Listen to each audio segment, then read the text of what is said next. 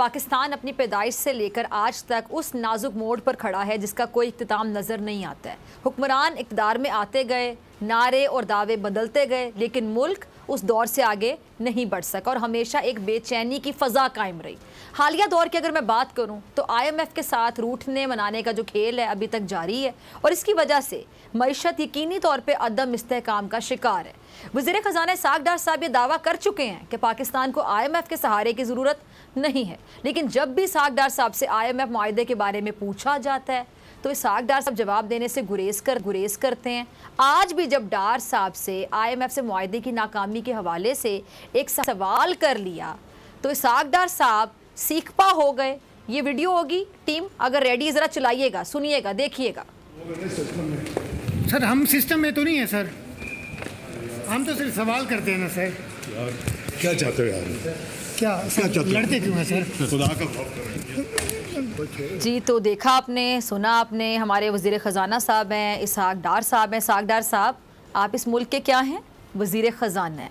मुल्क के ख़ज़ाने की कुंजी किसके हाथ में है? आपके हाथ में फ़िलहाल। और मुल्क में माशी बहरान है, महंगाई की लहर है, कौम 2 वक्त की रोटी के हसूल के लिए डार साहब बहुत परेशान है और आपको भी पता होगा कि परेशान है।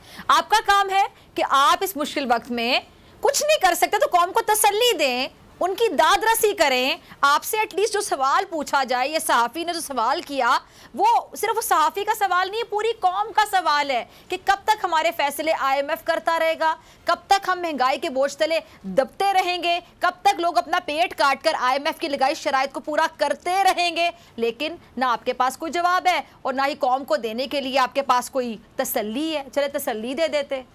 एक तरफ वज़ीर ख़ज़ाना कह रहे हैं कि जी IMF के सहारे की ज़रूरत ही नहीं हमें, और दूसरी जानिब आज वज़ीर आज़म शहबाज शरीफ साहब ने फ्रांस में MD IMF से मुलाकात की है। तो अब सवाल तो पैदा होंगे। सवाल ये है कि अगर IMF नहीं माना तो फिर इन हालात में हुकूमत का जो इकनॉमिक रिवाइवल प्लान है वो होगा क्या?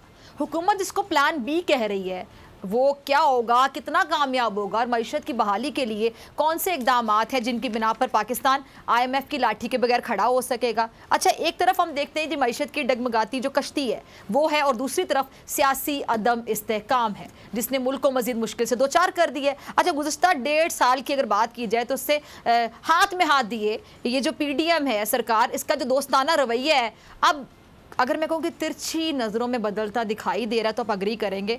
अच्छा, इत्तेहादियों की राहें जुदा होती नज़र आ रही हैं और साथ जीने साथ मरने की कस्में खाने वाला जो दौर है अब ख़त्म होता हुआ दिखाई दे रहा है। और आइंदा इंतखाबात कब होंगे, वज़ीर आज़म किसका होगा, शायद इस सवाल ने इत्तेहादियों की अभी से नींदें उड़ा दी हैं। अच्छा, सियासी हलकों में नवाज शरीफ साहब की जो वापसी की चहम गोइयाँ वो भी हो रही हैं। अब एक और सवाल पैदा होता है कि क्या नवाज शरीफ साहब की वापसी पीपल्स पार्टी और नून लीग में बढ़ती दूरियों को मिटा सकेगी? पाकिस्तान पीपल्स पार्टी के चेयरमैन और वज़ीर ख़ज़ाना बिलावल भुट्टो ज़रदारी साहब ने अपने एक बयान में कहा है कि अच्छे दिन आने वाले हैं।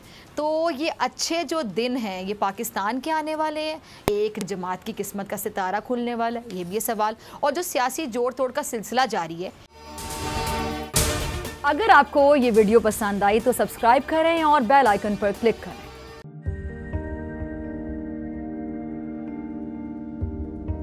कैसे कैसे सितारे डूब गए, खूबसूरत नजारे डूब गए, ख्वाबों के सभी किनारे छूट गए, गमज़दा दुख के मारे डूब गए। कितनी मुश्किल का सामना है यहां, कितने लोगों के प्यारे डूब गए।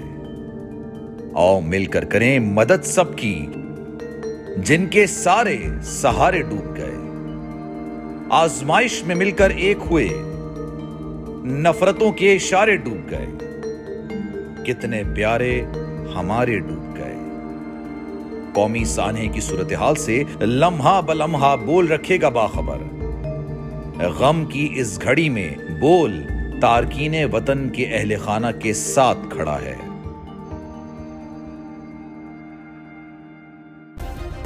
सब्सक्राइब करें और बेल दबाएं ताकि कोई खबर रह न जाए।